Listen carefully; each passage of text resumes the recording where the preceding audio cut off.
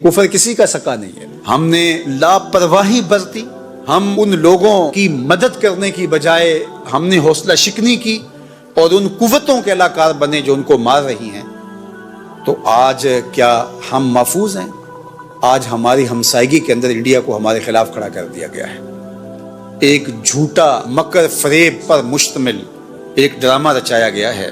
معاہدہ سندھ طاس معطل کرنا تھا اور پاکستان کے خلاف کھڑا کرنا تھا۔ کچھ لوگ کہہ رہے ہیں جی پاکستان جو کو جانے لگا تھا غزہ، یہ بھی ایک فضول بات ہے۔ کب ان کے اندر جان ہے کہ انہوں نے ایسا کوئی فیصلہ کیا تھا؟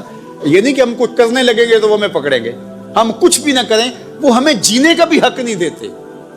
وہ تو ہمارے مسلمانوں والے نام بھی گوارا نہیں کرتے۔ آپ بلاد غرب کے اندر جائیں، ہمارا پردہ بھی وہ نقاب نوچ لیتے ہیں کہ تم نقاب بھی نہ کرو۔ کہاں گئے آزادی اظہار کی بات کرنے والے؟ وہ تو ہمارے وجود کو برداشت نہیں کرتے، ایک ایک کر کے ہمیں مارتے رہیں گے۔ لیکن بہرحال یہ موقع ایسا ہے کہ ہمیں متحد ہونے کی ضرورت ہے، ورنہ یہ بات ذہن میں رکھیے گا، عالمی سطح پہ متحد نہیں ہوں گے تو جو حال ہوا ہمارا وہ آپ کے سامنے ہے۔ اور اگر ہم ملکی سطح پہ متحد نہیں ہوں گے تو ہم سے کتنی بڑی طاقت ہمارے مقابل کھڑی ہے، اور دنیا کے بڑے بڑے جگادری اور دنیا کے بڑے بڑے بدماش اس کی پشت کے اوپر ہاتھ رکھ کر کے اس کو کہہ رہے ہیں تو دلیر ہو۔ وہ پاکستان کے وجود کو برداشت نہیں کر رہے۔ پاکستان کے وجود کو ہمارے کچھ مسلم ممالک بھی برداشت نہیں کرتے، اس اعتبار سے کہ یہ ترقی کرے۔ وہ چاہتے ہیں یہ محتاج ہی رہے تاکہ ہم سے ٹکڑے لیتا رہے اور ہمارا دست نگر رہے، کیونکہ اس کا قوی ہونا، طاقتور ہو جانا ان کو بھی وارے نہیں ہے۔ دشمن کی تو بات دشمن کی رہی، اور عالمی طاقتوں کی بات نہیں کرتا۔ وہ تو اس کو ہمیشہ مقروض رکھ کے ذلیل و رسوا کر کے ان سے ہمیشہ اپنے مطالبات منوانے کے چکر میں رہتا ہے۔ اور ہمارا ہمسایہ تو پہلے دن سے ہمیں کبھی اس نے قبول نہیں کیا۔ اندرا گاندھی نے کہا تھا کہ ہم نے دو قومی نظریے کو کب سے اکھاڑ کے پھینک دیا ہے سمندر کے اندر۔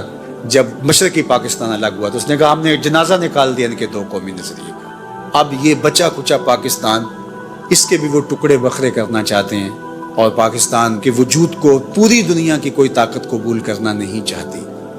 اندر سے بھی جوکیں لگی ہیں، نوچ رہی ہیں اس کو۔ پاکستان کے ساتھ جو کچھ ہوا ہے، آپ حیرت زدہ ہو جائے، اتنے جھٹکے دنیا کا کوئی ملک سہ ہی نہیں سکتا۔ اس کے باوجود بھی یہ اپنے پاؤں پہ کھڑا ہے تو یہ کسی کی نگاہ کا کمال ہے۔ فانوس بن کے جس کی حفاظت ہوا کرے، وہ شمع کیا بجھے جسے روشن خدا کرے۔ اس لیے پاکستان، میں نے بارہا کہا ہے، مٹنے کے لیے نہیں، قیامت تک قائم رہنے کے لیے معرض وجود میں آیا۔ تو اس وقت حکومت کے کارپردازان کو اور عوام کو، اپوزیشن کو، سب لوگوں کو مل بیٹھ کے سوچنا ہوگا، ملک کے لیے اپنی اپنی اناؤں کو ذبح کرنا ہوگا، اور مل کے اس وطن کے لیے سوچنا ہوگا۔ اگر پاکستان ہے تو ہم ہیں، اور اگر پاکستان نہیں تو پھر ہمارا وجود کہاں ہے؟ تو اپنی انا کو چھوٹا کریں اور پاکستان کو بڑا مانیں اور مل بیٹھیں۔ اور اس وقت جو حالیہ مسئلہ ہے، دشمن جو ہمیں آنکھیں دکھا رہا ہے، ہم متحد اور متفق ہو کر کے ان کو بتائیں کہ یہ ہمارے داخلی معاملے تھے، تمہارے مقابلے کے اندر ہم سیسا پلائی ہوئی دیوار ہیں، اور اگر پاکستان کی طرف میلی آنکھ سے دیکھا، آنکھ نکال کے رکھ دیں گے۔ اس قوم کے جذبے اور اس قوم کا اس پاکستان کے ساتھ تعلق کی خاطر اور وابستگی کسی سے چھپا ہوا نہیں ہے۔ انشاءاللہ اللہ اس وطن کی حفاظت فرمائے گا۔ میں اس موقع پر پاکستانی گورنمنٹ کو، اپوزیشن جماعتوں کو اور جتنے بھی ادارے ہیں سب کو کہتا ہوں کہ اس حساسیت کو مد نظر رکھتے ہوئے اس وقت وہ جڑ کے بیٹھیں اور دشمن کو دندان شکن جواب دیا جائے۔ یہاں کوئی کمزور بیان، کمزور بات، کمزور پالیسی لوگوں کو توڑ کے رکھ دے گی اور لوگوں کا مورال نیچے کرے گی۔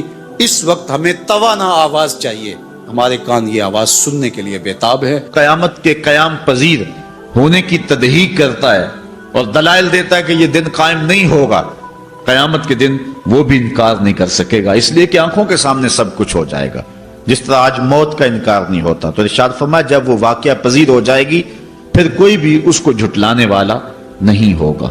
لیکن قیامت سے قبل کچھ واقعات ہوں گے جس سے لوگوں کو آگاہ کیا جائے گا کہ وہ قیامت کے آنے سے قبل اپنے اعمال سے توبہ کر لیں۔